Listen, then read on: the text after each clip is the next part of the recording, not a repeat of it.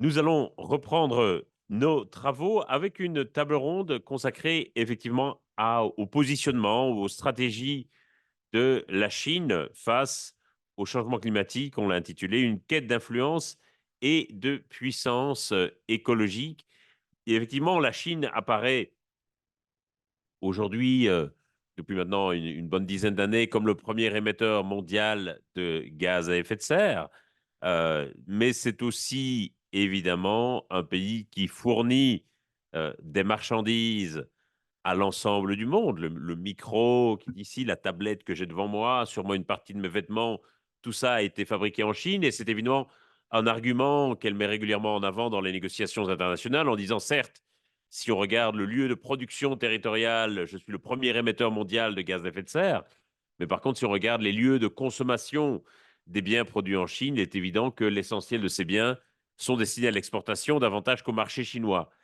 Euh, il y a évidemment la question de la démographie qui est aussi tout à fait importante, puisque c'est désormais l'Inde et non plus la Chine qui est le pays le plus peuplé du monde, et que la Chine, au contraire, a amorcé un déclin démographique très important qui surprend même les démographes par sa rapidité, puisque en Chine, l'an dernier, il n'est né que 11 millions de bébés, soit le nombre de bébés le plus faible depuis 1978, sauf qu'en 1978, la Chine était évidemment en phase de croissance de sa population, alors qu'aujourd'hui, c'est évidemment un déclin rapide de sa population. Certains observateurs estiment que la Chine pourrait atteindre dès cette année son pic d'émissions de gaz à effet de serre, ce qui serait évidemment une bonne nouvelle pour tout le monde et singulièrement pour le climat. En tout cas, il semble certain que la Chine est sans doute un peu en avance par rapport à ses objectifs climatiques, même si le paradoxe reste aussi naturellement l'ouverture de centrales à charbon, notamment pour essayer d'électrifier au maximum son économie. Et puis, autre sujet que nous abordons évidemment, les questions de pollution atmosphérique en Chine qui ont joué un rôle tout à fait essentiel dans la mise en œuvre de politiques climatiques. Et on en a discuté, le quasi-monopole de fait que s'est attribué la Chine sur les questions d'extraction de terres rares et de métaux critiques et ce que cela implique évidemment pour nous et pour notre transition.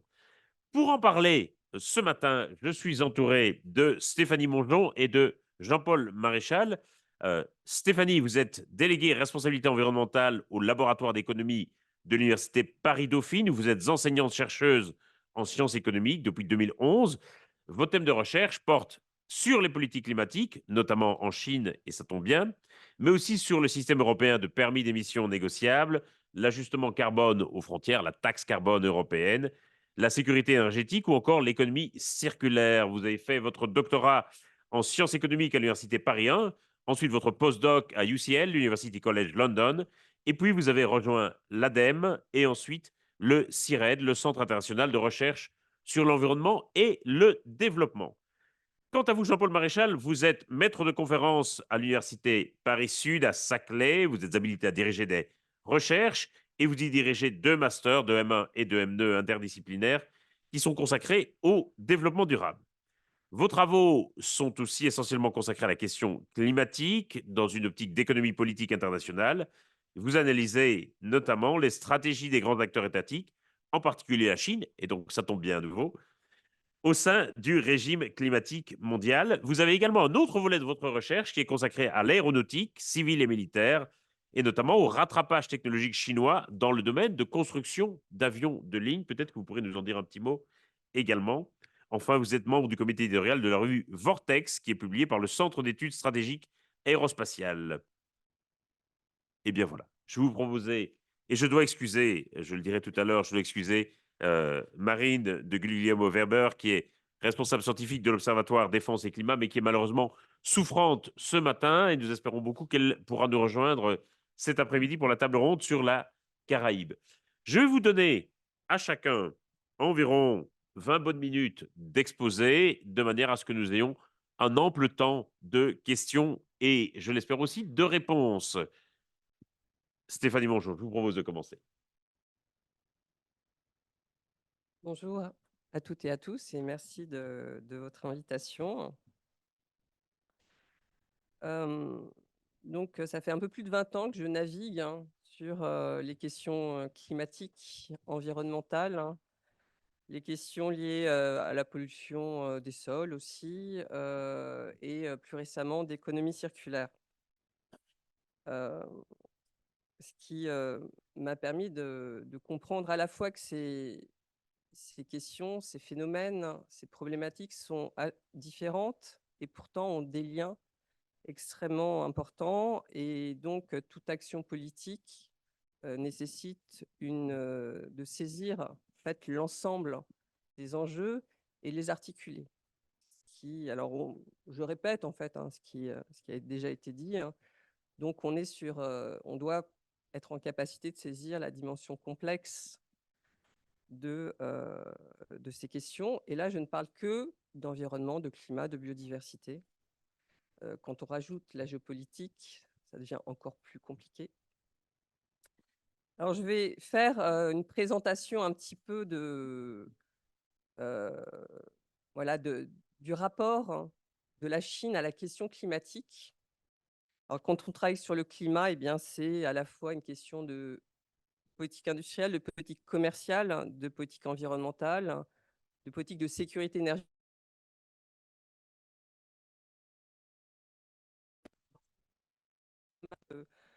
Des éléments que je vais vous exposer aujourd'hui, un travail que j'ai fait pour Futurible, hein, qui s'appelle Les paradoxes de l'engagement de neutralité carbone de la Chine, donc dans lequel vous pouvez retrouver certaines figures que je vais vous présenter normalement. Ah non, il n'y a plus rien. Donc il y a un petit problème Ayez technique. confiance dans la technologie. Ayons confiance. Donc, ça va revenir. Et puis, j'ai mis à jour quelques diapos. Donc, sur la question climatique, la Chine fait parfois figure de grande puissance responsable, prenant en charge la question climatique avec le sérieux nécessaire. Alors, nouvelle tentative. Ah, non. Toujours pas. Donc ça, ce n'est pas extrait du rapport. Bon, je vais continuer en espérant que l'image... Vous n'avez pas inclus de buffet dans votre rapport. Non, non, je n'ai pas... Enfin, je n'en ai pas le souvenir, en tout cas. Donc, on peut trouver parfois la présentation de la Chine comme une championne climatique. Alors, pourquoi? Quelques ingrédients, je vais vous en proposer 3 que vous connaissez certainement déjà. Donc, 3 ingrédients qui fondent l'image de la Chine comme une championne climatique. Tout d'abord, les négociations internationales sur le climat. Donc, alors historiquement, la Chine a été pendant longtemps plutôt un frein dans le cadre des COP, hein, et il y a eu un changement assez important lors de l'accord de Copenhague en 2009. Donc, moi, j'avais trouvé que cet accord était plutôt très intéressant. Il n'a pas du tout été présenté comme ça, mais moi, j'avais trouvé ça très intéressant parce que pour la première fois, la Chine, mais pas seulement, les BRICS en général, acceptaient de parler de leurs émissions. Et c'était la première fois. Et je voulais vous rappeler les émissions de différents pays, hein, depuis 1990, où la Chine avait été passée devant les États-Unis comme premier émetteur mondial. Et donc, voilà, je reconnais voilà. Donc, j'ai été chercher les derniers chiffres disponibles. Alors, sauf que ce n'est pas bien cadré, donc je n'ai pas la main, pour vous montrer que ça continue à monter. Donc ça, ce sera un point sur lequel je vais revenir pour la Chine. Donc, au milieu des années 2000, la Chine passe devant les États-Unis et donc a une obligation de commencer à accepter de discuter de ses émissions, de prendre des engagements sur ses émissions. Donc, c'est ce qui est fait au moment de l'accord de Copenhague. Ensuite, il y a eu vraiment un changement de position très fort en 2013 avec une alliance explicite entre Washington et Pékin pour parvenir à un accord international ambitieux en matière de lutte contre le changement climatique. Donc, les deux pays ont soutenu et ont préparé l'accord de Paris. En 2015, ça a été un souhait des deux pays et on a vu vraiment une collaboration et un soutien sans faille de ces deux pays. Alors, rappelons-nous que et j'y reviendrai, à la fin des années 2000, la Chine aussi avait commencé à se positionner sur les technologies bas carbone. Donc ça, c'est quelque chose à toujours avoir en tête, puisque la décision de la Chine aussi est fondée sur ça, sur cette décision industrielle et économique. Donc, le retrait des États-Unis avec la présidence Trump a constitué, ouais, a constitué en fait une fenêtre d'opportunité pour la Chine. Et durant la COP22 en 2016, eh bien, les autorités chinoises confirment que tout changement de la politique américaine n'affectera pas l'engagement de la Chine à soutenir les négociations sur le climat ni la mise en œuvre de l'accord de Paris. Donc, la Chine devient un allié stable et responsable sur la question climatique. Donc, ça a été d'ailleurs confirmé en 2020 par le président Xi Jinping à la tribune de l'Assemblée générale de l'ONU, qui répète que le changement climatique est une priorité pour son administration. Donc, premier ingrédient. Deuxième ingrédient, donc on va aller vers les technologies qu'on a déjà mentionnées, les technologies bas carbone. Donc ça, c'est des chiffres un peu plus récents que j'ai récupérés dans des rapports de l'Agence internationale de l'énergie, que vous pouvez trouver facilement. Donc, à la fin des années 2000, la Chine voit une opportunité industrielle et commerciale et aussi énergétique dans les technologies bas carbone. Donc, tente de développer les secteurs sur ces technologies. Il est vrai que, notamment pour les énergies renouvelables, jusqu'à présent, on avait des marchés niches, marchés qui allaient devenir des marchés mondiaux, comme vous savez, dans un monde sous contrainte carbone croissante. Donc, et il y a eu vraiment une réussite que nous connaissons tous, et c'est extrêmement importante, de pouvoir dominer l'ensemble de la chaîne d'approvisionnement de certaines de ces technologies. Donc ici, vous avez batterie lithium-ion pour les véhicules électriques et photovoltaïques. L'éolien, c'est un petit peu différent, mais je dirais qu'avec le offshore, on a quelques soucis. Enfin, notre industrie éolienne a quelques soucis à se faire.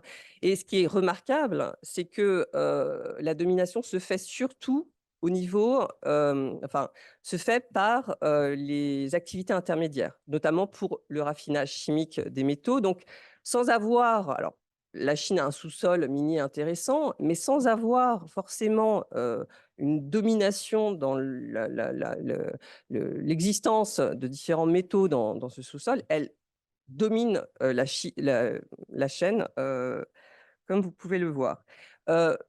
Ce choix a été fait pour remonter la chaîne de valeur, pour essayer de changer la spécialisation de la Chine sur des produits plus technologique. Donc, c'est vraiment inscrit, et puis avec une conquête de parts de marché à l'export. Donc, vraiment, il y a eu quelque chose qui s'articulait parfaitement avec le discours de la Chine, le fait de vraiment s'investir dans les négociations internationales sur le climat et le fait de se développer ces secteurs avec le succès que l'on connaît. Ensuite, hop, donc, fabricants, exportateurs, mais aussi utilisateurs.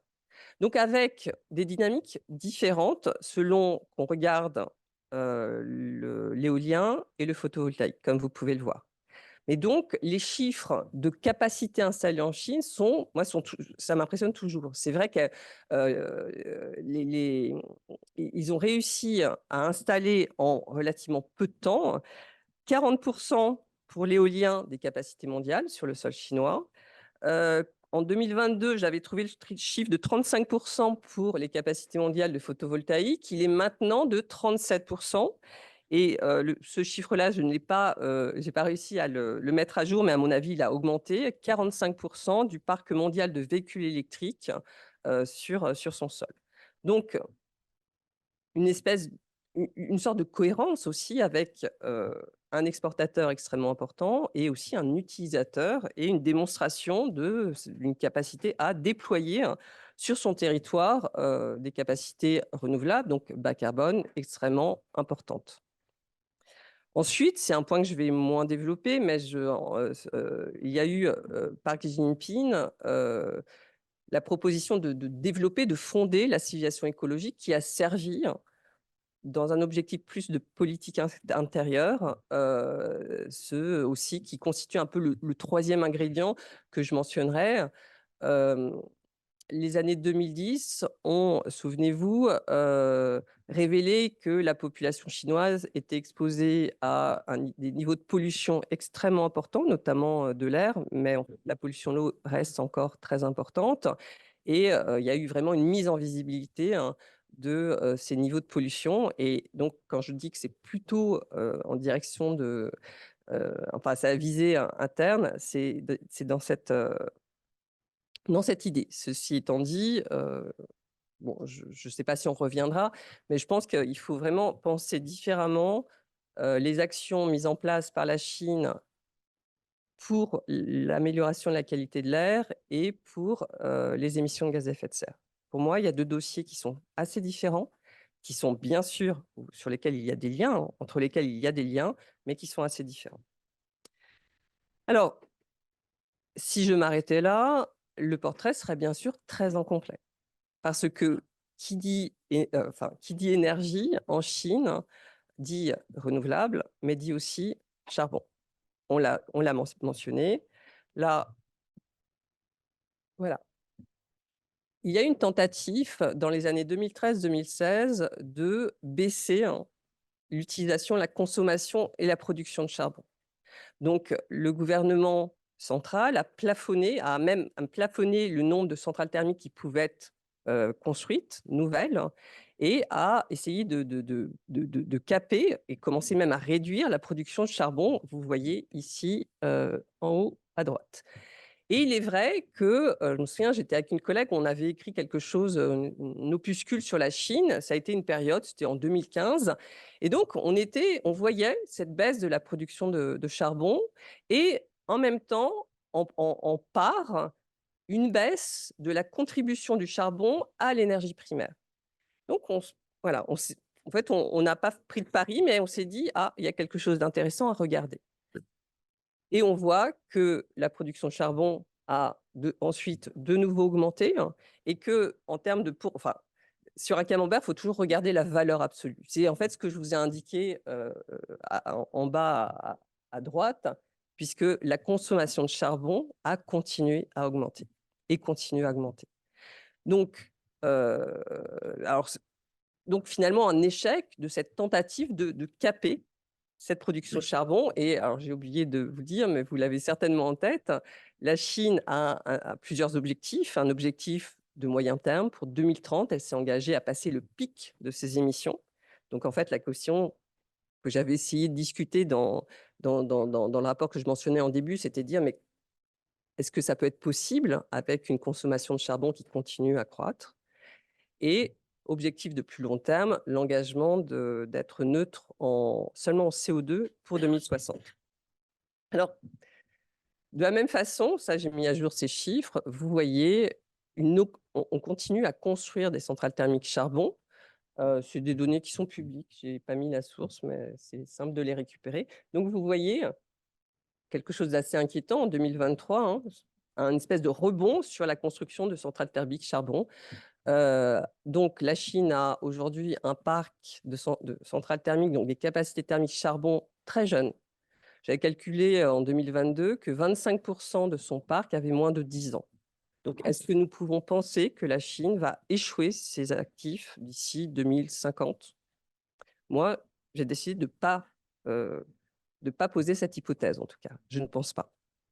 On pourra y revenir, je vais mentionner, je vais faire un petit pari devant vous, on verra si la suite de l'histoire me donne raison.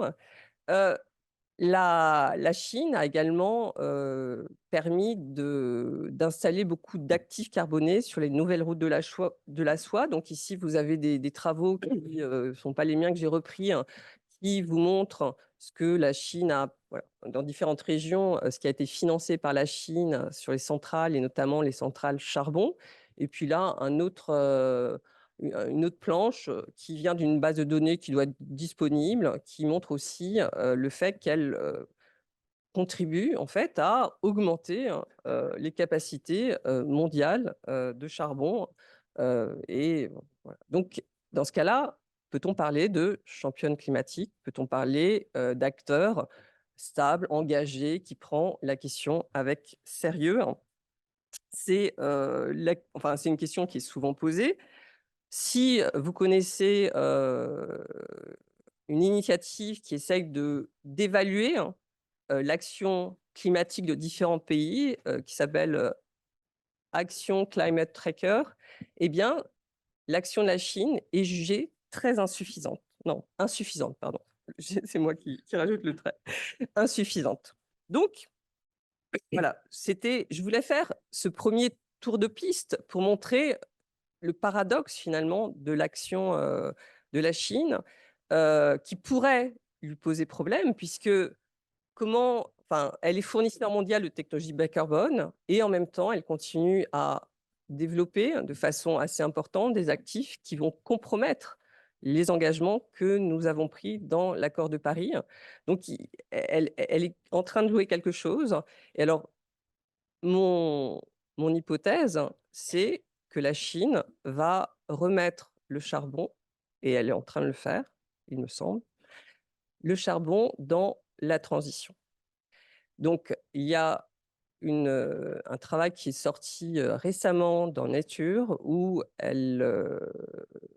c'est un modèle extrêmement intéressant, donc qui combine plein de choses différentes, où elle garde les actifs charbon, elle installe des dispositifs de capture, séquestration, utilisation de charbon, elle couple ça avec de l'utilisation de biomasse pour faire des émissions négatives.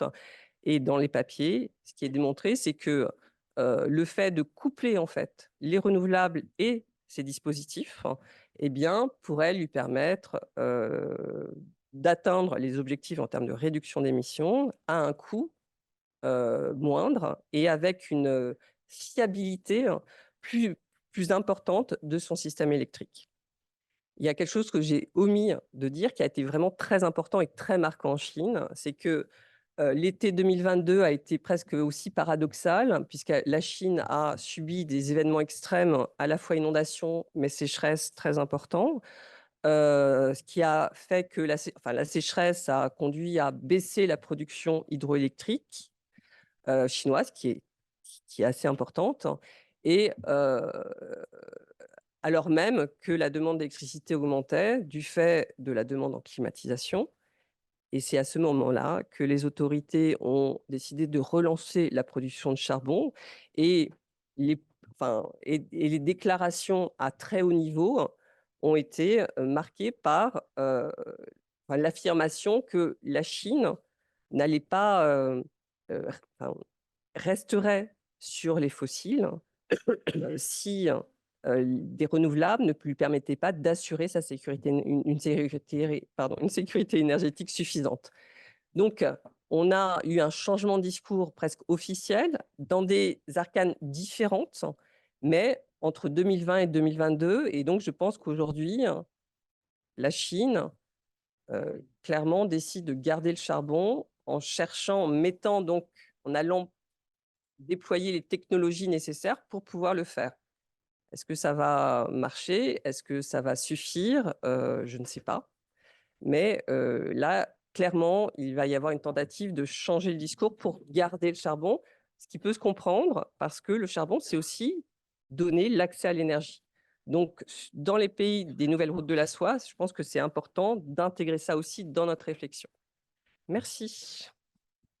Merci beaucoup, Stéphanie Mongeon. Avant de passer aux questions, nous écoutons Jean-Paul Maréchal. Il suffit d'appuyer. Bien, merci. Bonjour à toutes et à tous. Donc, dans les 15 minutes qui me sont données, je vais... Les enfants, Jean-Paul. Non, l'essentiel, c'est de pouvoir échanger avec vous, hein. Donc, je vais compléter en fait ce qu'a dit ma collègue Stéphanie Mongeon et je vais procéder en deux temps. Premier temps, c'est qu'est-ce qui explique que la Chine a changé de position à propos du climat, vous voyez, parce que contrairement à ce que disait Trump, à propos du changement climatique, ce n'est pas les Chinois qui ont mis ça sur le dossier sur la table. En fait, de longtemps, les Chinois ont refusé de considérer que le changement climatique était une réalité. Donc, je vais, dans un premier temps, essayer de vous exposer les raisons pour lesquelles il y a eu un virage. Dans un premier temps en 2007 et dans un deuxième temps en 2012. Et la deuxième chose, c'est compte tenu des engagements pris, notamment lors de la COP de Paris en 2015, la COP 21, je vous montrerai que très probablement la Chine va atteindre les objectifs qu'elle s'est fixés dans la mesure où ce sont des objectifs qui ne l'engagent pas vraiment. Bon, après, je suis d'accord avec ma collègue. Faut toujours, à propos de la Chine, éviter de faire des prévisions, d'autant plus que, comme le disait Paul Valéry, toute prévision est une chance d'erreur. Donc, on va être assez modeste sur cette affaire-là. Donc, effectivement, premier point, qu'est-ce qui explique le changement de la Chine vis-à-vis du changement climatique? Finalement, on peut isoler trois périodes. La première période, disons, c'est 1990, le premier rapport du GIEC, jusqu'en 2007, le 17e congrès, où Hu Jintao repart pour un deuxième mandat, puisque en Chine, normalement, ça a été modifié par Xi Jinping, mais vous ne pouviez pas faire plus de 2 mandats successifs. Et donc, le côté pratique, c'est qu'avant l'élection, on savait qui serait élu. Et donc, Hu Jintao va recandidater pour un deuxième mandat et va parler de société d'harmonie. Et ça va être retranscrit dans la charte du Parti communiste sous le terme de développement scientifique. L'idée, c'est quoi? L'idée, c'est qu'il n'y a pas que la croissance du produit intérieur brut, il y a aussi la question des inégalités, la question de la qualité de l'air, notamment sur laquelle je reviendrai dans quelques instants. Et donc là, on assiste à une première vraie inflexion vis-à-vis des questions environnementales et des questions climatiques. 2007, c'est aussi le moment où il y a un premier plan climat qui est élaboré par les autorités chinoises. Malheureusement, 2007, c'est avant 2008. C'est comme la conférence de Copenhague de 72, manque de chance, c'est avant 73. Et là, 2008, je ne vous fais pas de dessin, c'est la crise financière qui devient une crise économique. Et ce que font les autorités chinoises, c'est de soutenir l'activité parce qu'ils se sont rendus compte que leurs partenaires occidentaux ne sont peut-être pas aussi fiables que ce qu'ils pensaient, j'entends, en matière commerciale. C'est pas parce que vous ne pensez pas à un problème qui cesse d'exister et les pics de pollution, comme ça a été dit, vont se multiplier. Pour vous donner un exemple, en 2013, il y a un pic de pollution à Pékin.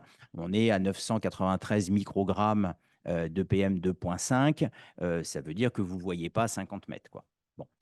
Et donc, c'est dans ce contexte d'aggravation de la pollution que, en 2012, on a à l'arrivée de Xi Jinping au pouvoir et on va à ce moment-là assister à un renforcement des politiques environnementales. Donc moi, ce que je pense, c'est que cette évolution, et donc la Chine va devenir à ce moment-là un acteur très actif en matière donc de participation aux conférences internationales, aux différentes COP, et ça va être l'un des facteurs déterminants qui va permettre d'arriver à l'accord de Paris donc en 2015. Alors, pour moi, il y a trois raisons qui expliquent ce revirement, sur lequel je vais revenir rapidement. La première raison, c'est une raison liée à des problèmes, disons, socio-environnementaux. La deuxième raison sont des raisons économiques. La troisième raison, ce sont des raisons de diplomatie publique. Alors, s'agissant des raisons socio-environnementales, et vous allez voir pourquoi j'utilise ce terme-là, j'aimerais bien qu'on puisse afficher comment ça marche. On le peut. Appuyer sur quoi? Là, sur le côté. Ça. J'ai un rapport assez heideggerien à la technique. Oui.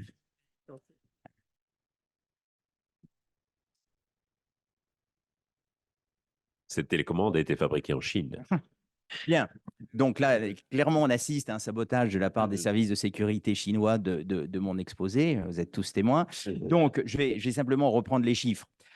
Entre 1980, c'est-à-dire les réformes, c'est 78, mais enfin bon, entre 1980 et aujourd'hui, le produit intérieur brut chinois est multiplié par 38. La consommation d'énergie par, alors je vais vous donner, puisque le tableau que vous devriez voir, je l'ai quand même sous les yeux. Donc, le PIB est multiplié par 38, la consommation d'énergie par 6 et les émissions de CO2 par 7.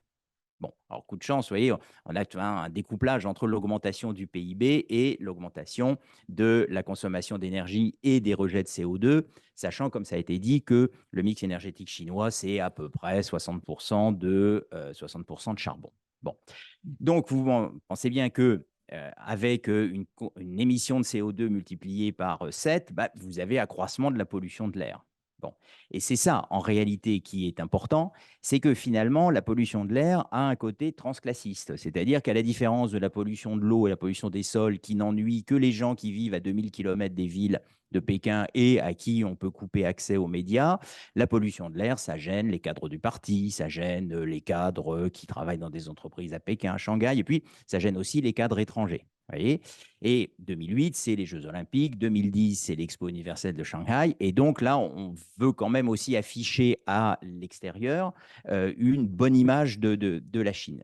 Et ça, c'est une première raison. Et effectivement, la Chine bénéficie d'un contexte énergétique particulier, puisque en luttant contre la pollution de l'air, ben, vous contribuez à atténuer l'augmentation des émissions de CO2, puisque évidemment, centrales à charbon, etc., tout ça c'est lié. Et puis, toujours dans ces raisons socio-environnementales, bah, évidemment, vous avez aussi la prise de conscience que le changement climatique, ça pose problème. Les phénomènes climatiques extrêmes, c'est aussi des villes qui sont pas très loin au-dessus du niveau de la mer, comme Shanghai, par exemple, comme Hong Kong, le delta de la rivière des Perles, etc. Bon, c'est aussi le fait que la Chine, c'est 20% de la population mondiale pour 7% des terres arables. Donc, on n'a pas non plus envie, vous voyez, que y ait encore plus de sécheresse, encore plus de problèmes d'approvisionnement en eau. Ça, c'est la première raison. La deuxième raison, je passe très très vite parce qu'on pourra évidemment y revenir. La deuxième raison, c'est évidemment le fait que les autorités chinoises ont pris conscience, probablement avant les autres, des potentialités liées aux technologies bas carbone. Bon, ça, on en a suffisamment parlé.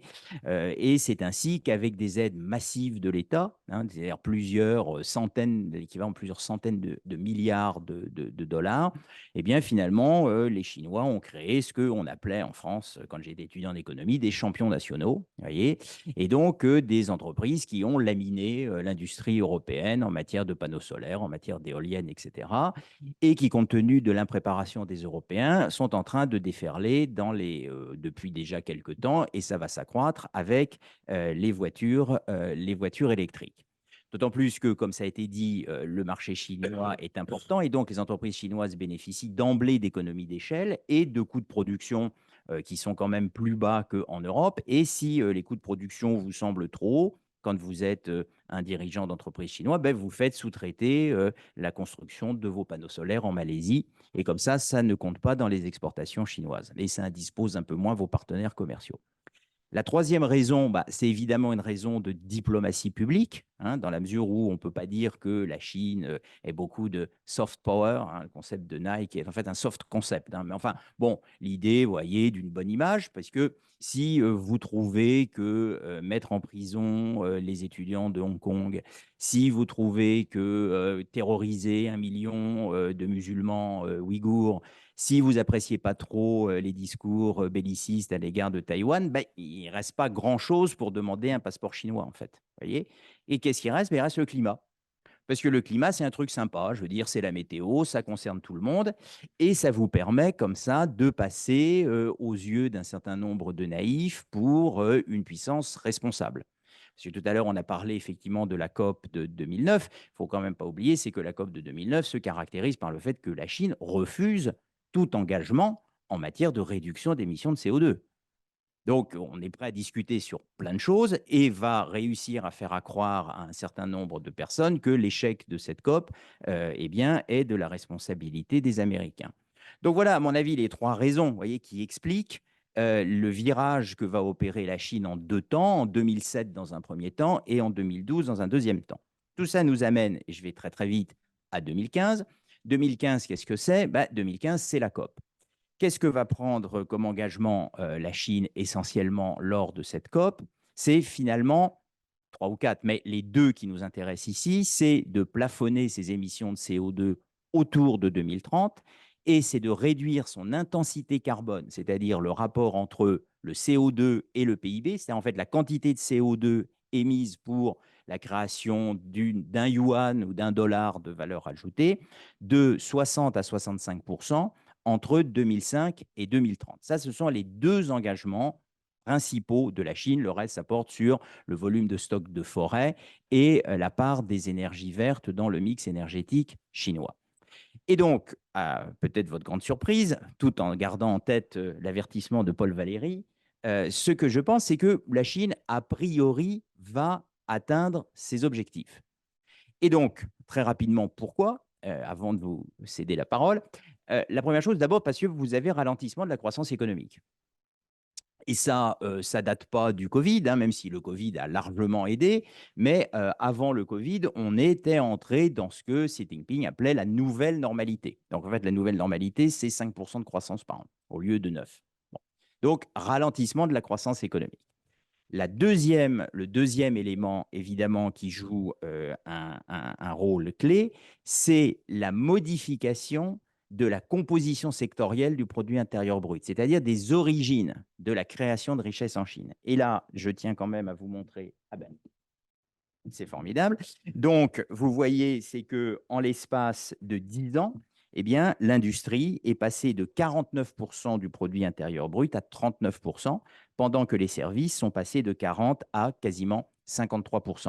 Alors évidemment, ce sont des pourcentages, parce qu'en volume, ça ne veut pas dire qu'il y a moins d'usines en Chine, mais on voit que la contribution du secteur des services est devenue plus importante dans l'économie chinoise. Et l'intérêt de ça, c'est que des études chinoises ont mis en évidence que lorsque vous créez 1 yuan de service, vous émettez 13 fois moins de CO2 que quand vous créez 1 yuan d'industrie. Comme la Chine est devenue depuis une bonne dizaine d'années une économie de services et que, évidemment, ce phénomène s'amplifie avec le temps, bah, vous voyez, ça va contribuer, y compris à mix énergétique constant, à une réduction de la quantité des émissions de CO2. Si en plus vous rajoutez un peu de renouvelable, un peu de nucléaire, etc., ça peut évidemment que renforcer ce phénomène. Donc, vous voyez, c'est le deuxième élément qu'il faut avoir en tête, ce qui n'est pas du tout le cas pour l'Inde, parce que l'Inde est en retard d'industrialisation. C'est bien pour ça qu'à la COP26, l'Inde a freiné des 4 fers pour qu'on ne parle pas de sortie du charbon, mais d'atténuation du recours au charbon, ce qui n'est pas la même chose. Et que la Chine est un peu coincée, puisqu'elle veut à la fois être alliée des États-Unis sur les questions climatiques et en même temps porte-parole des pays du Sud, ne s'est pas opposée à la modification de la rédaction de l'article 20 au dernier moment. Et puis, le dernier point sur lequel je voulais insister, c'est lorsque on parle de réduction du de l'intensité carbone, c'est-à-dire le rapport sur CO2 sur PIB. Et donc, là, je voudrais qu'on voit le tableau numéro 3. Alors, ici, à la télé. Voilà. Et donc, là, je vous ai mis l'évolution du rapport du CO2 par kilo en kilos, les émissions de CO2 pour la création d'1 dollar de richesse en Chine. Donc, ce sur quoi s'est engagée la Chine lors de la COP 21 à Paris. Et donc, vous avez le monde, les États-Unis, la Chine, l'Inde, la France. Et donc, vous voyez le pourcentage de changement entre 90 et 2015 et entre 2015 et aujourd'hui. Pourquoi j'ai pris 90 et 2015? Parce qu'entre 90 et 2015, la Chine refuse tout engagement, quel qu'il soit, en matière de lutte contre le changement climatique. Et pourtant, son rapport CO2 sur PIB diminue de 57%. Pourquoi est-ce qu'il diminue de 57%? Tout simplement parce que vous avez du progrès technique et que s'améliore ce qu'on appelle l'efficience énergétique, c'est-à-dire le rapport énergie sur CO2. Et ça, c'est un rapport qui, en réalité, s'améliore depuis la révolution industrielle. Et peut-être même avant, mais avant, on ne comptabilisait pas vraiment la quantité d'énergie qui était consommée. Et vous apercevez, c'est qu'entre 2015 et 2020, ça a déjà diminué de 22%. Donc, on ne voit pas pourquoi d'ici 2030, en faisant un petit effort, vous voyez, et en accélérant les tendances déjà à l'œuvre, eh bien, on ne parviendrait pas à parvenir à ces fameux 65% de réduction. Maintenant, le plafonnement, voilà, et là, je rejoins tout à fait ce que disait ma collègue. On va voir, c'est-à-dire qu'il y a des éléments, vous voyez, c'est ce que je vous avance ici, ce sont un certain nombre d'éléments qui vont dans le sens qu'a priori, s'agissant du rapport CO2 sur PIB, probablement que ça va être atteint. Le plafonnement des émissions de carbone en 2030, alors ils ont accepté de dire que ce sera peut-être un peu avant 2030. Alors là, pour le coup, il y a une très, très grosse incertitude. Vous voyez, il y a des éléments qui vont dans le sens, effectivement, d'un plafonnement. Et puis, vous avez d'autres éléments. Effectivement, ça a été rappelé. Là, j'ai des citations de Xi Jinping expliquant que on ne peut pas abandonner l'ancien avant d'avoir du nouveau. Et c'est vrai que là, le nouveau tarde un tout petit peu à arriver. Pourquoi? Parce que les autorités chinoises, toutes stratèges qu'elles sont, se rendent compte que ça n'est pas si facile que ça de transformer le mix énergétique d'un pays de 9 millions de kilomètres carrés, de 1,4 milliard d'habitants, et où les ressources en soleil et en vent ne sont pas là où il y a l'essentiel de la population. C'est pour ça que s'agissant de la Chine, faites attention entre les capacités installées et les capacités connectées au réseau, parce que ce n'est pas toujours la même chose. Je vous remercie. Merci beaucoup, Jean-Paul Maréchal. C'est maintenant le temps des questions.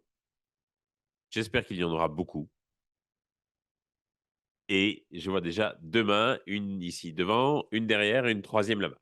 On va prendre les trois premières questions dans cet ordre. Je vais également regarder ce que nos éditeurs en ligne nous envoient. Bonjour et merci pour ces interventions. Karine Léger, je travaille à Paris. Le lien pollution de l'air et changement climatique me paraît vraiment essentiel. D'abord parce que c'est des polluants qui sont en commun, c'est des sources qui sont communes également. L'un impacte l'autre. Ce qui s'est passé en Chine est particulièrement éclairant puisque au-delà du fait que les niveaux de pollution ont aussi conduit à des mobilisations de masse, et ce qui fait bouger aussi le Parti communiste, c'est les mouvements de population. Donc c'est aussi pour ça qu'ils ont bougé.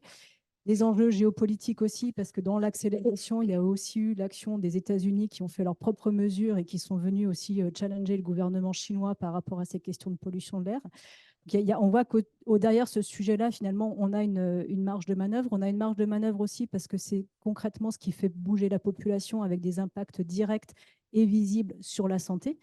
Et à l'inverse, ce que vous disiez, Madame Mongeon, sur les perspectives chinoises et avec une dissociation entre pollution de l'air et changement climatique, je trouve, sont plutôt inquiétantes, puisque si on évolue avec plus de biomasse, on va continuer à dégrader, on va accélérer la dégradation d'un point de vue pollution de l'air, et on va aussi dégrader les limites planétaires par rapport à la biodiversité. Donc, en tout cas, je voulais juste insister sur ces enjeux pollution de l'air et changement climatique qui me paraissent particulièrement intéressants. Et en tout cas, merci à vous pour ces interventions.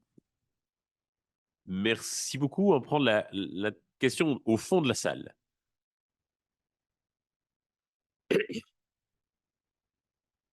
Pardon, je vous fais marcher, mais chacun doit faire 10 000 pas par jour, donc c'est important.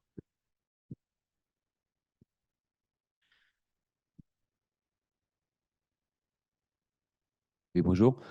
C'est juste une question rapide, méthodologique, parce que souvent, quand on entend parler des chiffres en Chine, on dit qu'ils sont souvent soumis à caution, etc., etc. Et vu que vous ne l'avez pas du tout mentionné, je voulais savoir ce que vous en pensiez par rapport aux nombreux chiffres qui ont été présentés à l'instant. Merci. Merci. Et enfin, une question ici devant.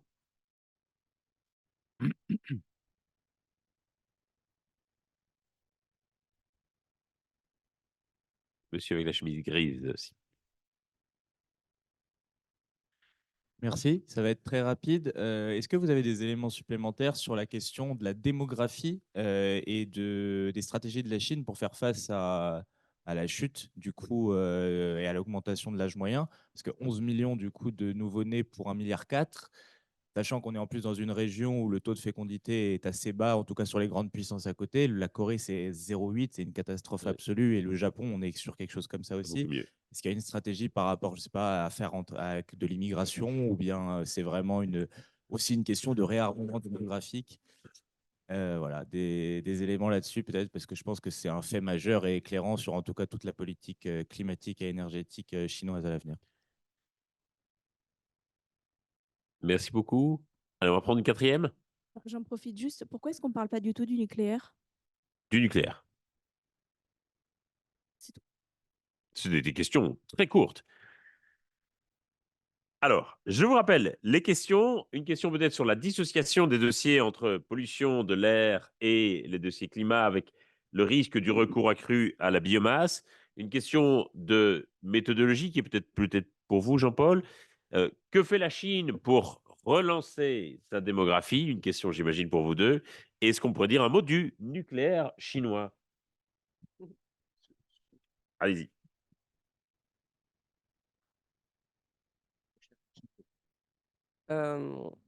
Alors effectivement, 2013, ça a été une année importante de mise en visibilité de la pollution, notamment de l'air en Chine. Maintenant, c'était au début de la présidence de Xi Jinping. Depuis, les choses ont beaucoup changé sur l'accès aux données de pollution de l'air. Moi, j'ai tenté de faire un état de l'environnement récemment et ça rejoint un peu le deuxième point, c'est-à-dire est-ce qu'on peut avoir confiance dans les données dont on dispose? Alors, je dirais que là, en ce moment, on ne dispose plus de grand-chose. Donc, l'environnement, environnement au sens pollution de l'air, a été considéré comme un facteur possible d'instabilité à l'intérieur du pays. Et les discours, il y a pas mal, il y a une littérature assez intéressante qui montre à quel point il y a eu une reprise en main des discours. Voilà, par à la fois un discours de transparence, de venez exprimer sur des plateformes gérées par les agences environnementales, venez dire s'il y a des soucis, et en même temps, dès que quelqu'un sort un peu trop, un peu sa disparition de ces réseaux sociaux.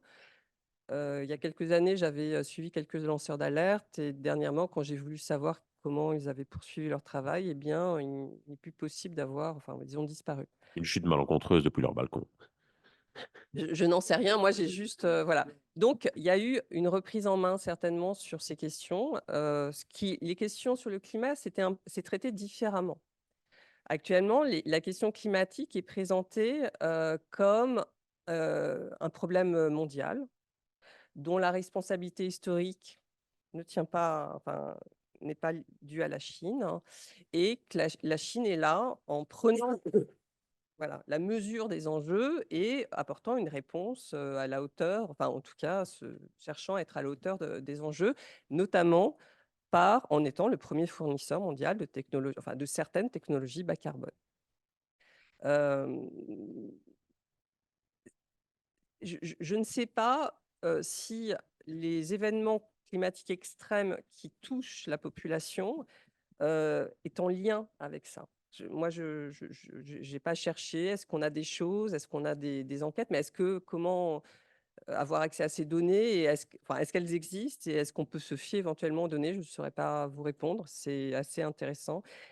Si vous allez écouter des sinologues, il y a plusieurs témoignages voilà, de certains sinologues qui disent qu'ils ont vu en quelques années les échanges avec leurs collègues chinois changer. Donc certainement, il y a une forme d'autocensure. Et on sait qu'il y a des dossiers qui sont sensibles. Et il va y avoir, je rapporte des papiers académiques qui sont soumis sur ces questions, et je suis toujours très étonnée des discours, un peu de dire les politiques environnementales ont été très efficaces. Montrez-le-moi. Moi, j'aime bien les chiffres. Là, les chiffres que je vous ai présentés, hein, bon, sont souvent de sources pas forcément chinoises. C'est des choses, enfin voilà, des enquêtes, analyses qui ont été faites. Il y a il faudrait aller voir. Bon, je pense que c'est à peu près fiable, mais maintenant, on a beaucoup de mal à avoir des données sur, enfin des données, pas forcément la longue série temporelle que nous adorons les économistes, mais au moins des éléments permettant de voir si on va dans le bon sens ou pas. Et alors, je vais faire ma publicité, mais alors que j'ai pas encore mais j'ai commencé à travailler sur une composante du crédit social qui est en direction des entreprises, justement sur leurs émissions environnementales, de différents polluants, leur respect des politiques environnementales. Donc, voilà, ils ont décliné cet instrument pour les entreprises, donc très intéressant. Province du Zhejiang, donc c'est ce qu'on regarde. Il y a les notes qui sont données, donc c'est noté, hein. Et je m'attendais à avoir une grande partie. Alors, les lignes directrices sont extrêmement strictes. Donc, vous perdez, c'est sur 1000 points. Dès que vous avez un critère qui n'est pas tout à fait respecté, vous perdez au moins 20 points. Et si vous perdez 20 points, vous passez de A à B. Plus de 90% des lignes, je dis lignes parce que entreprise, je sais pas, justement, c'est ce qu'on est en train de regarder. Plus de 90%, je crois que maintenant le chiffre, la pourcentage est supérieur, ont la note A ou B. enfin, c'est vraiment déconcertant.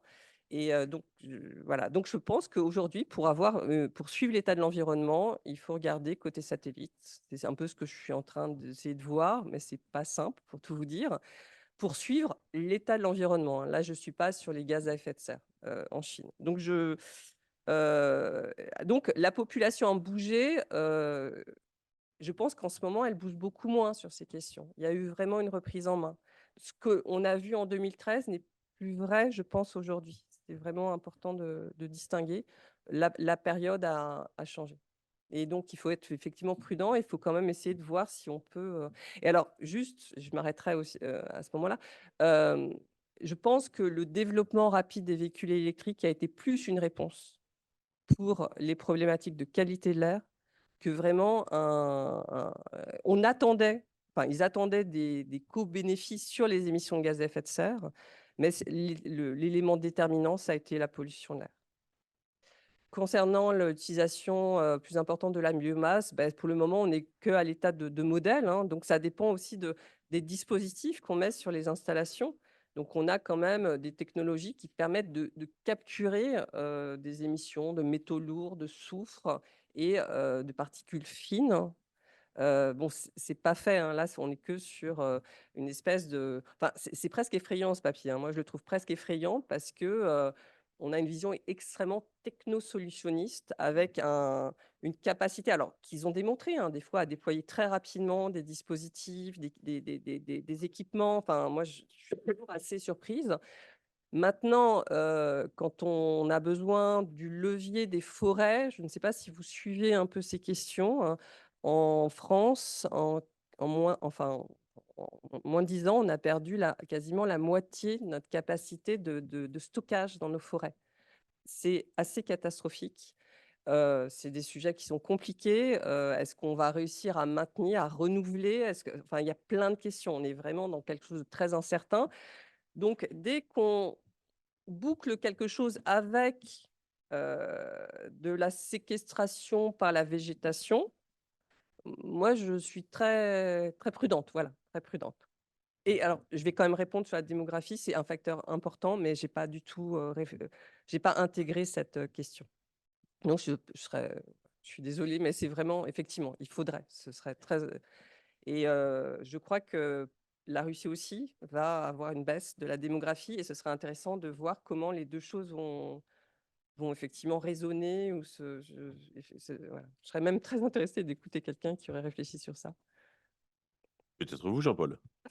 Moi, je suis pas, non, je suis pas démographe. Enfin, et avant de revenir aux autres questions, oui, peut-être, enfin, quelques éléments. C'est que la fin de la politique de l'enfant unique, de mémoire en 1er janvier 2016, mais il faudrait vérifier, a pas conduit à un rebond de la natalité. Bon, ce qui n'est pas très étonnant, puisque entre le moment où la politique avait été décidée et le moment où elle a été supprimée, les Chinois étaient devenus, en termes de PIB par tête, 17 fois plus riches.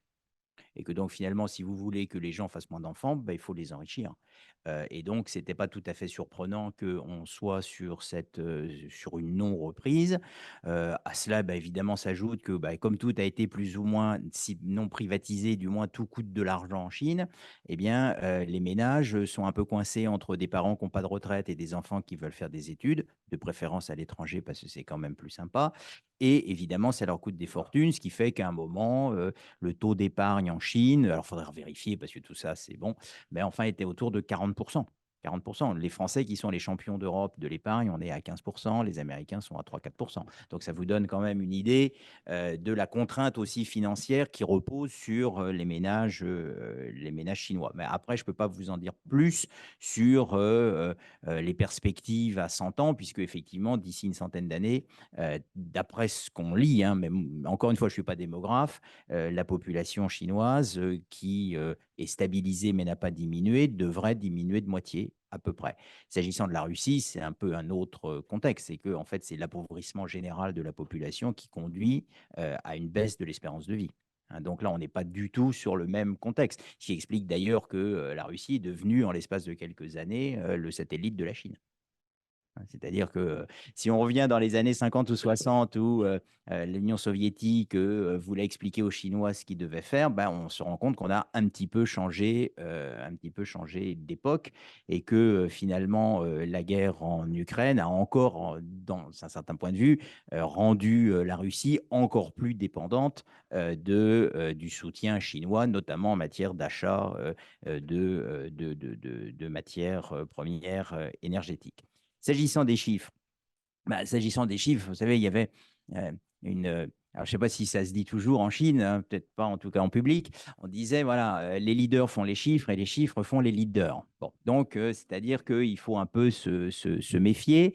Néanmoins, les chiffres qui sont fournis par la Chine sont tout de même plus fiables qu'il l'était il y a 30 ou 40 ans. Donc, incontestablement, je veux dire, il y a eu une amélioration des sources chinoises.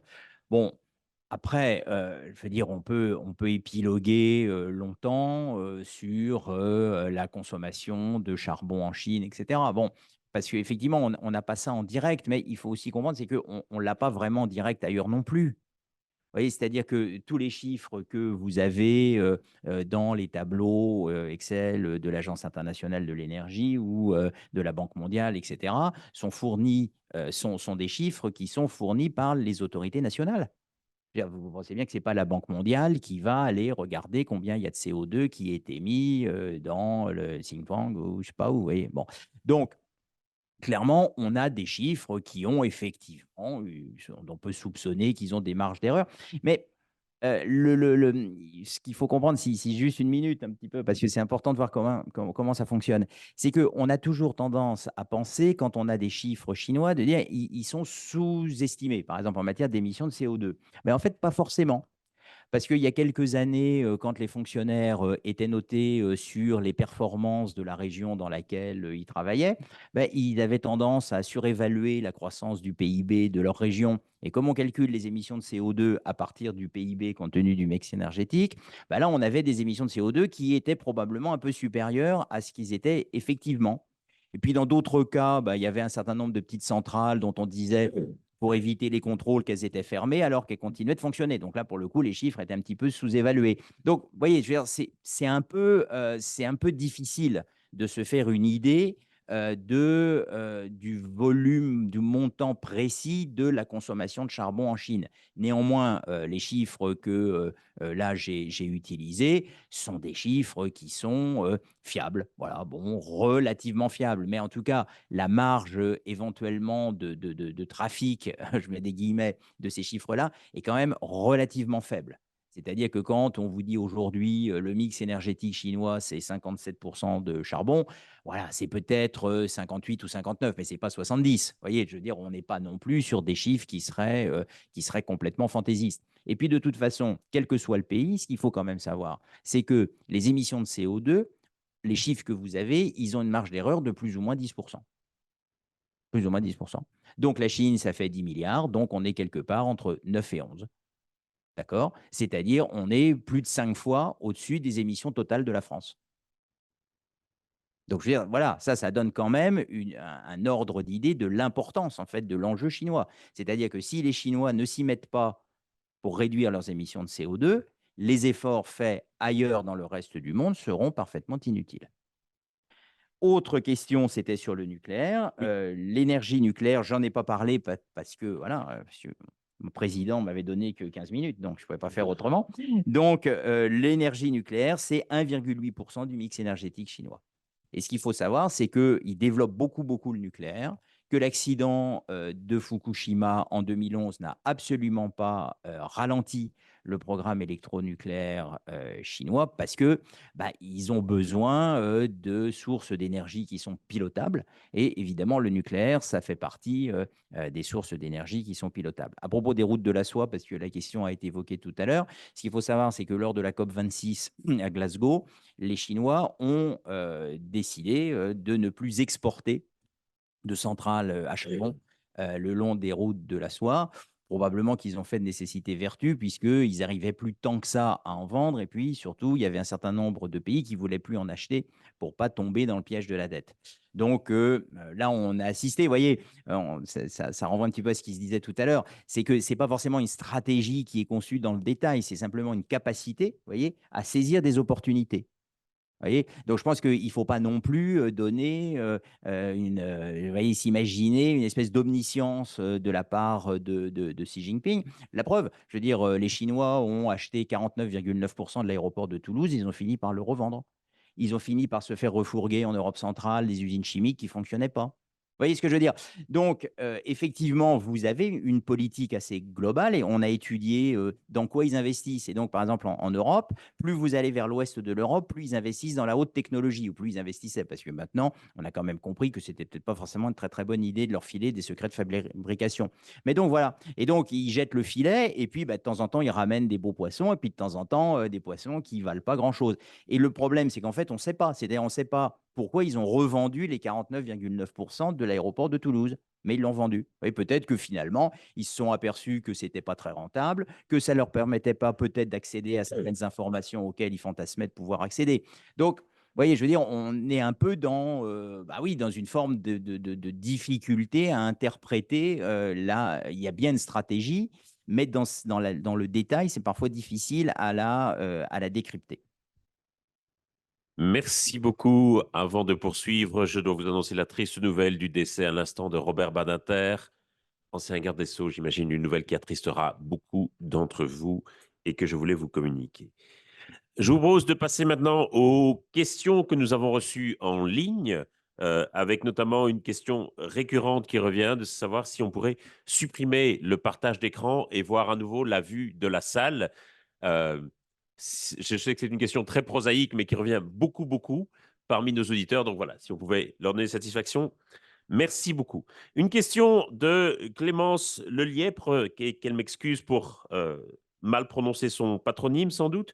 Comment la communauté internationale peut-elle s'occuper des activités de la Chine à l'étranger qui ont des conséquences négatives sur l'environnement? Elle cite par exemple les barrages hydroélectriques au Laos ou la création d'îles artificielles. Une autre question qui revient beaucoup, mais vous y avez déjà répondu, sur la crédibilité des informations et des paramètres qui sont fournis par la Chine. Et aussi, est-ce qu'il n'y a pas une antinomie entre l'intérêt général du mieux-être de la population chinoise et un pouvoir autocratique impérialiste? Vaste sujet de bac.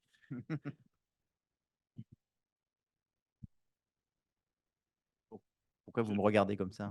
Non, je pourrais regarder tout à fait, Stéphanie. Oui, bah, non, bah, je veux dire, est-ce qu'il y a une contradiction? Ça, je sais pas. Enfin, si vous voulez, là, ça, c'est vraiment très compliqué parce que, je veux dire, personne ne peut douter que le Parti communiste n'est pas un parti démocratique. On ne sait pas s'il est communiste, mais en tout cas, il est léniniste, ça, c'est sûr. Et donc, oui, enfin, je veux dire, à la fois, il fait valoir un certain nombre de choses qui sont absolument vraies, c'est-à-dire que, bah oui, il y a bien eu amélioration du niveau de vie en Chine. Enfin, c'est que le Parti communiste a fait sortir de l'extrême pauvreté sur 40 ans à peu près 500 millions de personnes. Les petits Chinois vont à l'école, etc. Donc, je veux dire, je pense que c'est incontestable. Enfin, je veux dire, ça serait absurde de nier les réussites du Parti communiste. Après, une fois qu'on a dit ça, ben, je veux dire, le Parti communiste n'est pas démocratique.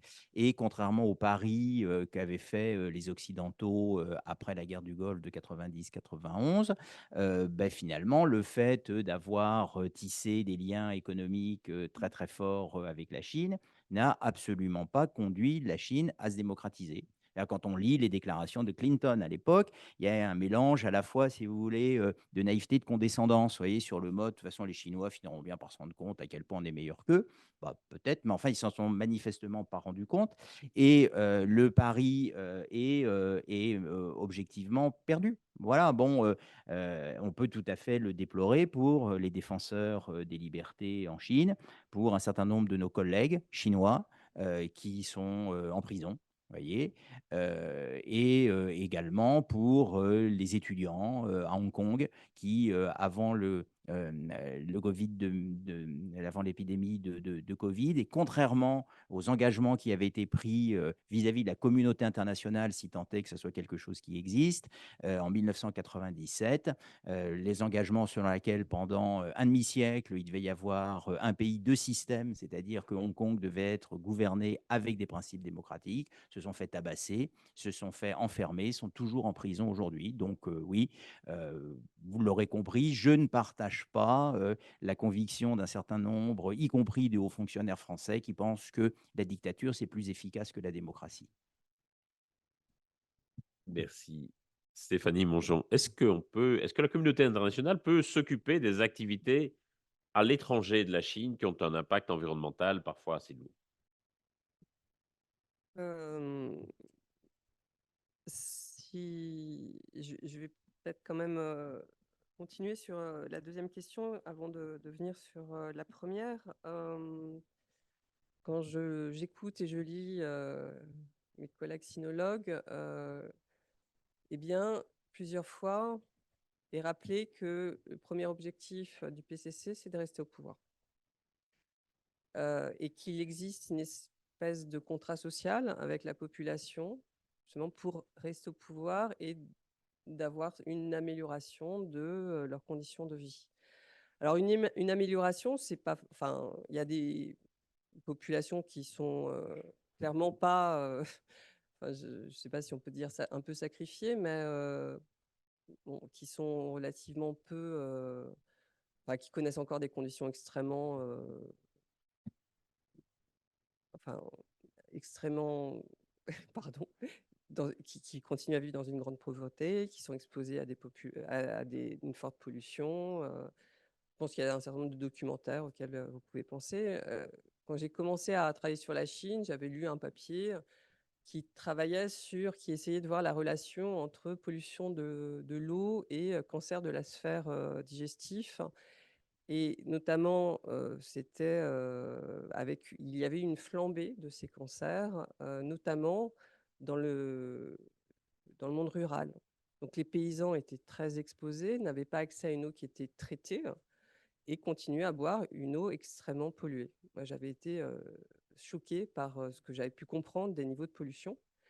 Et quand on parle des paysans, on est sur plusieurs dizaines de millions. Donc ce n'est pas une petite poignée d'individus. Et c'était à une époque où les équipements pour traiter l'eau étaient quand même pas, c'était pas de la haute technologie, c'était pas très cher. Enfin, on pouvait imaginer que la Chine avait tout à fait les moyens de déployer ces équipements partout. Donc voilà, moi ça m'a beaucoup marqué, j'avais retenu ça. Et puis ils n'avaient pas mis en place les dispositifs de désulfurisation sur les centrales thermiques. Après ils l'ont fait très rapidement, mais alors que tout ça était déjà fort bien documenté. Donc, il faut quand même se dire que c'est ce que a rappelé Jean-Paul Maréchal tout à l'heure. Quand là, ils ont vraiment commencé à bouger quand c'est arrivé dans les villes. Avec la pollution de l'air, ça touchait voilà, les cadres, les expatriés, les classes moyennes. Et là, il y a eu quelque chose qui s'est effectivement produit. Donc, c'est pas l'objectif du mieux-être, n'est pas un objectif en soi, c'est juste rester au pouvoir et la condition, ça va être effectivement de montrer, en plus dans un monde quand même beaucoup plus globalisé, hein, y compris en Chine, donc avec des séjours à l'étranger, hein, avec des images qui viennent d'autres pays. Donc il y a cette nécessité effectivement d'arbitrer entre tout ça, mais donc il faut plutôt avoir cette clé et se dire est-ce que ça, pour comprendre leur action, c'est dire qu'est-ce que ça sert? Donc, en soi, c'est assurer un niveau de richesse à une certaine population pour assurer la stabilité. Moi, je le dirais plutôt comme ça. Alors, sur la première question, c'est une question qui est difficile, hein. C'est-à-dire que nous avons un certain nombre d'accords internationaux sur des tas de sujets, alors notamment environnementaux, mais pas que. Nous avons un droit, enfin, des règles que nous avons choisies pour le commerce, pour les investissements directs à l'étranger, hein. Et souvent, une chose qui est assez commune, c'est que nous n'avons pas à faire de l'ingérence sur les affaires des pays. Donc, quand les conséquences négatives, qu'elles soient sociales ou environnementales, sont locales, nationales, voilà, on a peu de moyens d'action. Alors, il y a voilà, un certain nombre d'espaces où on peut exprimer des inquiétudes, mais finalement, ça reste des pouvoirs qui sont assez limités. Bon, je pense que vous avez quelques exemples qui vous viennent en tête, que ce soit en Chine ou pour la Chine ou ailleurs. Concernant, donc les gaz à effet de serre ne sont pas des polluants atmosphériques, ce sont des gaz qui vont avoir des conséquences globales. Donc, c'est vrai qu'on a changé, on change complètement de terrain de jeu par rapport à de la pollution, qu'elle soit locale ou transfrontalière. Là, on est sur une problématique globale. On voit bien à quel point il est compliqué de faire évoluer nos règles, notamment en matière commerciale, pour prendre en compte ça. Puisqu'une règle qu'on avait choisie jusqu'à présent, c'est de dire s'il n'y a pas de conséquences directes sur nos populations, nous n'avons pas à aller expliquer à l'autre pays, dans le cadre de relations commerciales, interdire quelque chose. Voilà. Là, on a vu que ça changeait avec, bien sûr, les questions climatiques, et je suis extrêmement pressée de voir comment va être traité l'ajustement carbone, enfin la taxe de carbone aux frontières, qui a débuté, mais de façon pour le moment assez douce dans l'Union européenne. J'ai pour mémoire début des années, début ou fin, enfin aux environs des années 2010, que l'Union européenne avait proposé dans le secteur de l'aviation, mettre quelque chose qui ressemblait à un ajustement carbone aux frontières. Pour toutes les compagnies aériennes, pour tous les vols arrivant et repartant de l'Union européenne, eh bien, il y aurait une obligation de disposer de services de permis d'émission négociables. Donc, on faisait une espèce, on pluguait au système de permis d'émission négociable industriel, et donc on mettait ça en plus. Les règles étaient un peu différentes, mais grosso modo, donc on traitait de la même façon toutes les compagnies aériennes pour les vols concernant nos territoires. Les transports de personnes ne sont pas couverts par les règles de l'OMC, donc que pour les marchandises. Et donc là, on a vu des déclarations, pour moi, en tant que petite observatrice, plus folles les unes que les autres. La Russie menaçant d'interdire le survol de son territoire par les compagnies aériennes européenne, la Chine disant qu'elle allait annuler ses commandes à l'aéronautique européen, et les États-Unis votant même une loi pour interdire à leurs compagnies de respecter la loi européenne si elle était mise en œuvre. On était en 2011, donc aujourd'hui, c'est une autre époque, on est dans un autre temps, donc peut-être que ça passera. Malheureusement, je pense que ça ne va pas suffire, ça arrive un peu tardivement. Mais j'attends de voir comment l'OMC va réagir, quoi qu'on a des problèmes côté OMC, puisque l'organe de règlement des différends, il y a eu des juges qui ne sont pas, les États-Unis ont un peu bloqué les nouveaux juges. Donc en fait, c'est un organe qui a actuellement des grandes difficultés pour fonctionner, et on voit qu'on est en train de modifier pas mal de règles, et ceci dit, pourquoi pas, parce qu'on a besoin de les modifier, hein, mais les conditions de dialogue ont été un peu dégradées. Donc on est sur un espace où on se retrouvait, on pouvait discuter, et là, depuis pas mal de temps, ces conditions ne sont pas vraiment très favorables pour faire évoluer ces règles. Mais ça ouvre cette question, bien sûr. Jean-Paul, vous vouliez dire un mot de l'air? En fait, juste, oui, parce que juste pour compléter, c'est que il faut bien comprendre, c'est que de toute façon, les textes qui sont pris au niveau climatique, Convention 4 de 92, Protocole de Kyoto, Accord de Paris, sont pas contraignants. Pas contraignants. Je veux dire, il y a très très peu de textes en droit international public qui le sont. Oui, parce que là, on ne voit pas tellement quelles contraintes on pourrait exercer. Donc, en fait, on est obligé, vous voyez, de fonctionner sur le principe de l'exemplarité, de créer une dynamique, etc., etc. C'est pour ça que c'est une très bonne chose que la Chine soit dans le circuit. Vous voyez, donc, je pense qu'il faut avoir ça en tête. Bon, mais en même temps, comme ici, on parle aussi de compétition, de confrontation, etc. Bon, et ce que disait donc Stéphanie Mongeon sur l'OMC, c'est que bah, effectivement, depuis Barack Obama, les États-Unis ne nomment plus de juges dans l'organe d'appel de l'organe de règlement de l'OMC, ce qui vient que bah, je veux dire, vous ne pouvez pas en appel obtenir gain de cause si vous avez eu gain de cause en première instance. Et pourquoi ils ne le font pas? Bah, ils ne le font pas parce qu'un certain nombre de textes qui sont adoptés, par exemple, depuis, en 2022, le fameux Inflation Reduction Act, les 369 milliards qui sont fléchés sur la transition écologique aux États-Unis, sont absolument contraires aux règles de l'OMC. Et donc, évidemment, puisque vous avez une condition pour, par exemple, si vous voulez bénéficier des 7 500 $ pour acheter une voiture électrique, que la voiture et la batterie soient, je fais rapide, assemblées aux États-Unis et surtout qu'il n'y ait pas de composants qui viennent de ce qu'ils appellent Foreign Entity of Concern, c'est-à-dire des entreprises, des individus, des États avec lesquels les États-Unis ne sont pas copains. Voilà. D'où la notion qui a été avancée par Janet Yellen de friend shoring, qui est plus shoring que friend au total. Mais on voit bien que là, vous avez toute une stratégie qui est mise en place. Et quand on parle de la taxe carbone aux frontières, les Européens, bah, voyez, c'est un peu comme dans les westerns, la cavalerie arrive toujours un peu en retard. C'est-à-dire qu'ils font un certain nombre de textes, genre la taxe carbone aux frontières, mais qui est faite en dépit du bon sens, parce qu'en réalité, c'est un principe qui a été très, très bien élaboré par un économiste qui s'appelle William Nordhaus, c'est que ça doit porter sur la totalité des biens qui sont importés d'un pays qui est moins 10 ans en matière climatique. Or, en fait, on a décidé de commencer tout doucement sur des produits bruts, genre acier. Ça veut dire que, imaginez que vous êtes un constructeur automobile français. Bah, si vous importez de l'acier des États-Unis, il va être taxé. En revanche, si vous fabriquez votre voiture aux États-Unis et que vous la réimportez en France, puisque c'est un produit fini, ce n'est pas taxé. Voilà. Et deuxièmement, il se trouve que le gentil président Biden est prêt à mettre sur la table quelques dizaines de milliards de dollars pour que vous vous installiez quelque part, de préférence dans un État républicain, parce qu'il aimerait bien être réélu et se mettre dans la poche les élus locaux républicains.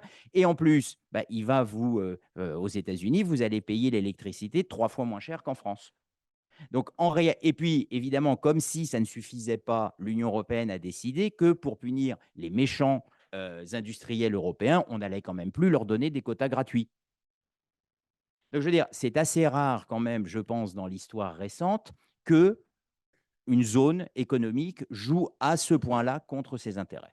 Et donc, ce n'est pas étonnant, bah, évidemment, qu'on se dit, ah bah tiens, on est un peu à la ramasse sur la captation de carbone par rapport aux États-Unis, on est un peu à la ramasse sur les panneaux solaires par rapport à la Chine. Ce n'est pas que les autres ont des super stratégies, c'est que nous, on n'en a pas.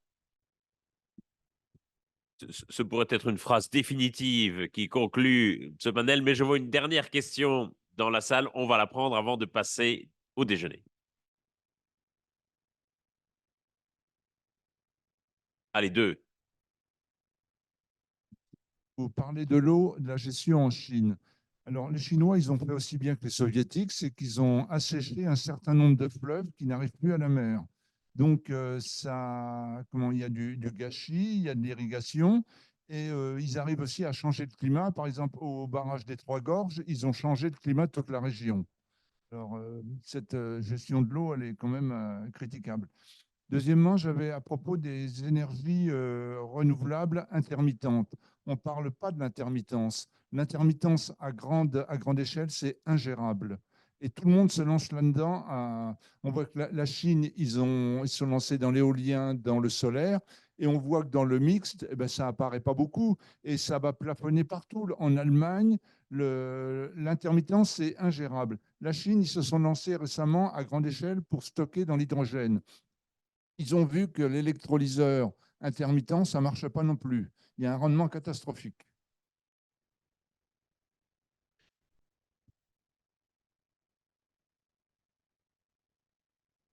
Exposé. Une question, la Cour pénale internationale a introduit la notion de crime contre l'écocide. quelle est l'incidence que ça peut avoir sur votre lecture, une projection, enfin, droit pénal Et une dernière là-bas, parce que je suis gentil et que je ne veux frustrer personne.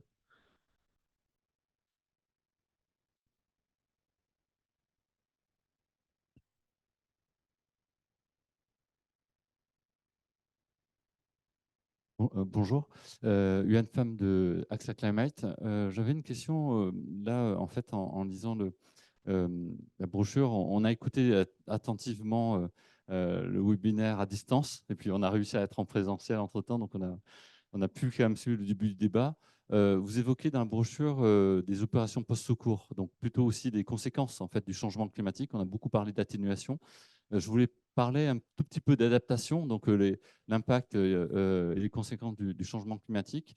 Par exemple, pour en citer qu'un seul parmi des dizaines qu'on pourrait citer, l'effet de subsidence, notamment sur Shanghai ou sur d'autres villes moyennes en Chine, qui peut être extrêmement important et qui va rendre les populations chinoises extrêmement vulnérables aux conséquences du changement climatique.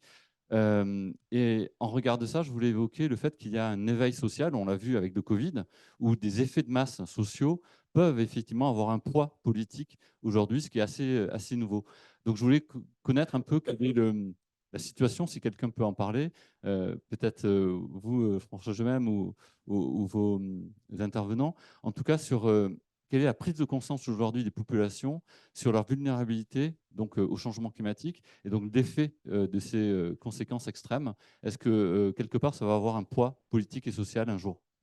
Merci beaucoup. Donc, 3 questions que je résume sur la question de la gestion de l'eau en Chine, sur les questions de subsidence et de conscience des populations et sur les questions d'écocide. Je vous propose de discuter au déjeuner la question des énergies renouvelables parce que c'est une question qui ne concerne pas spécifiquement la Chine, mais qui est plus générale. Sur l'eau?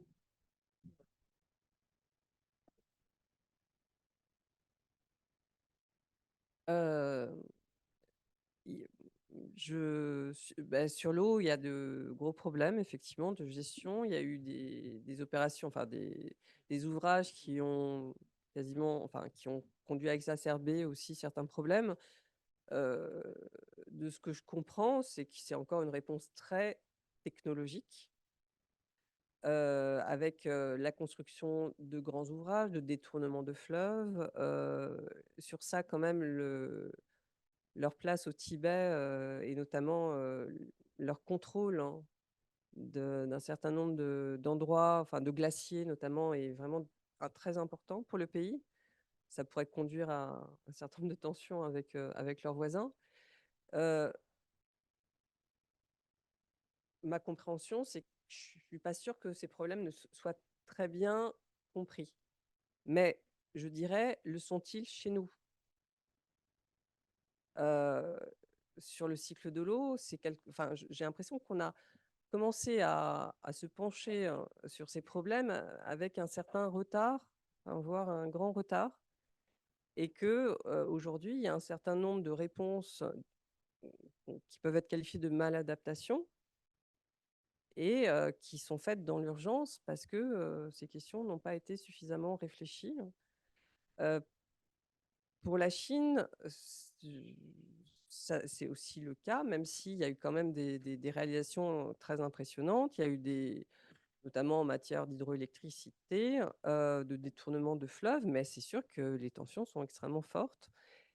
Et je reviens sur quelque chose que j'ai déjà dit, hein, c'est vraiment, quand on voit les politiques qui sont faites, on a vraiment toujours cette idée et y compris, c'est quelque chose qui a été intégré dans la civilisation écologique, de maître de la nature et toujours avec une proposition très technosolutionniste. Nous sommes capables de contrôler et nous trouverons des solutions de cette façon. Bon, donc je pense que sur l'eau, et la réponse de tout à l'heure de désalinisation à Taïwan, c'est un exemple. Dire, ah, on manque d'eau, on va comment on dit? Désaliniser. Voilà, merci. Ben, ça aussi, est-ce que ça ne va pas conduire à rendre encore plus difficile la réduction des émissions. Donc, j'ai peur qu'on tombe dans un cercle vicieux parce que, avec un refus, à un moment, de dire il faut faire autrement. Et il faut adresser ces questions de façon systémique et on reboucle avec la première table ronde. Tant qu'on est à appliquer sur un problème sans faire le tour de la question, tous les liens, eh bien, j'ai peur que de toute façon, à un moment, ce soit l'impasse et donc on ne fasse qu'accélérer certains problèmes qui sont en train de se manifester. Et sur l'eau, j'ai l'impression que c'est très vrai. Il y a des alertes, enfin, extrêmement inquiétantes, des nouvelles connaissances extrêmement inquiétantes et je les vois assez peu discutées. Assez peu discutées. Que ce soit alors en Chine, je suis pas sûre qu'on ait vraiment accès, mais y compris chez nous. Sur les questions d'écocide. Alors, oui, et je peux compléter juste un mot là? Juste un mot, Alors, juste un parce mot, que je oui. commence à avoir très faim. Ouais. Bon, non, mais c'était simplement à la décharge du gouvernement chinois, il faut quand même bien comprendre que c'est quand même pas si simple que ça que de modifier la trajectoire d'une économie d'1,4 milliard de personnes. Voilà. Et qu'ils ont peut-être lu la théorie des systèmes, Edgar Morin, etc. Mais je ne suis pas absolument certain, vous voyez, que le caractère systémique des problèmes, et évidemment, moi j'y suis très, très sensible, vous voyez, ça soit forcément très opératoire quand vous voulez éradiquer l'extrême pauvreté dans un endroit. C'est parce que tout est dans tout, vous voyez, et puis au bout d'un moment, finalement, on finit par ne rien faire. Bon.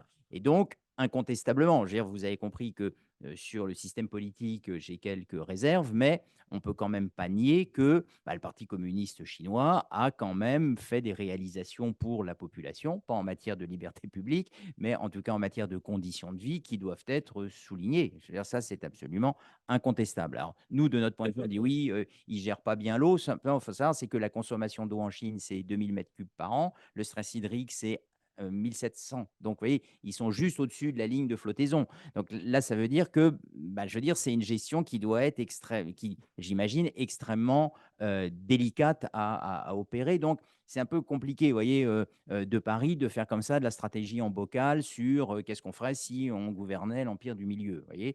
Donc, je pense qu'il faut aussi, disons, acter le fait que le gouvernement chinois a fait des réalisations qui méritent, quand elles vont dans le bon sens, qui méritent d'être soulignées. À propos de la notion d'écocide, ça renvoie à ce que je disais sur le droit public. C'est-à-dire que c'est positif. Moi, je veux dire, il n'y a rien de plus qui m'énerve que les gens qui n'arrêtent pas d'expliquer que les COP servent à rien.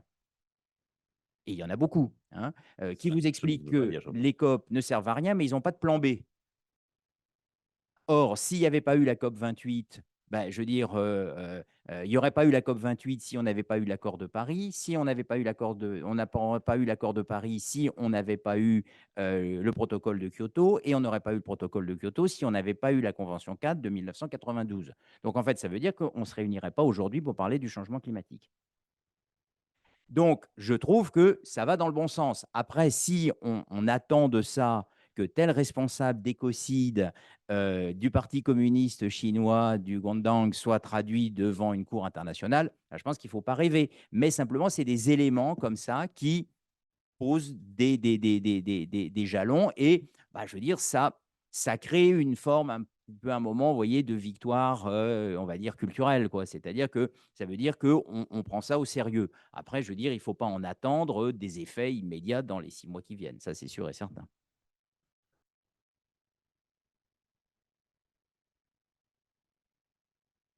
Oui, mais enfin là, si vous voulez, on ne voit pas trop les sanctions économiques qu'on pourrait prendre vis-à-vis de la Chine pour le moment. Enfin, vous voyez, donc c'est là où je suis assez réservé, dans la mesure où il faudrait que l'Europe soit d'accord. Or, l'Europe est composée de 27 pays dont les intérêts ne sont pas forcément tout à fait convergents, comme on peut le voir dans plein de domaines. Je dis un tout petit mot sur la question des risques de subsidence. À ma connaissance, le niveau de conscientisation reste encore très, très faible. Je me souviens d'une réunion, non pas du GIEC, mais d'un panel de l'ONU Environnement. On avait été reçus dans une nouvelle station balnéaire chinoise. On était arrivé de nuit dans un hôtel qu'on avait présenté comme un bâtiment passif, l'eau de la piscine recyclée, etc.